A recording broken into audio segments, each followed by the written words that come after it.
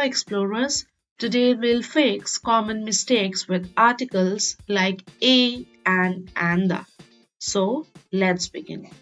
She is an unique artist. The correct sentence is she is a unique artist. Using a before words that start with a you sound even if they begin with a vowel like you. This is an exception to the usual rule. Next one I have for you. He bought oranges. The correct sentence is he bought an orange. Use an before singular nouns that start with a vowel sound. We went to a Europe last year. The correct sentence is we went to Europe last year.